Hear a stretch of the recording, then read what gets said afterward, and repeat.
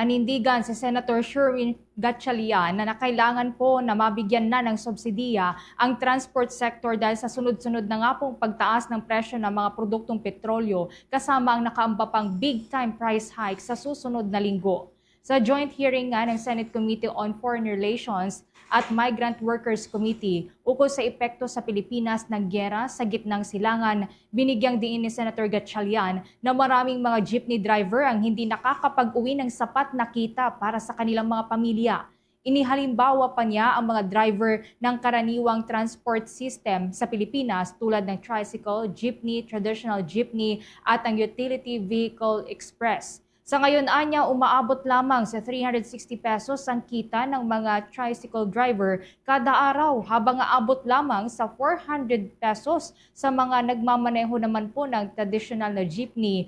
Ang dalawa ay parehong kumikita ng below minimum wage. Para sa jeepney o modern na drivers, umaabot lamang po sa 690 pesos ang kinikita ng mga ito araw-araw, habang 700 pesos naman sa mga utility vehicle express driver. Kung labis na lumobo pa ang presyo ng produktong petrolyo, ayon kay Senator Gatchalian, tiyak na wala na daw maiiwan sa kita ng mga driver. Narito pa ang bahagi ng pahayag ni Senator Sherwin Gatchalian.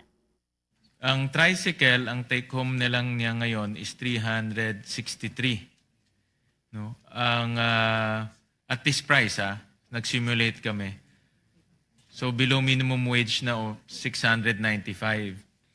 Ang jeepney is 698. More or less nasa minimum wage siya. Ang traditional jeepney na isang klase is about 364 pesos, which is below minimum wage. Ang UV van is about 746 pesos. So kung nagda-drive ka ng tricycle at nagda-drive ka ng jeepney, below minimum wage na yung kanilang kita ngayon. No? Napakalaking, at alam naman natin, yung minimum wage nga malaking debate whether that's the living wage or Kaugnay niyan, binigyang diin ng senador na kailangan nang mabigyan ng akmang tulong ang mga driver at mga operator upang tiyak na may paggastos pa ang mga ito para sa kanilang pang-araw-araw na pangangailangan. Tinukoy din ng senador ang fuel subsidy na maaring ipamahagi sa transport sector. Kung magkukulang ang nakalaang pondo para rito, dapat tiyakin ng pamahalaan. Anya na may iba pang mapagkukunan dahil walang katiyakan kung hanggang kailan matatapos ang giyera sa gitnang silangan.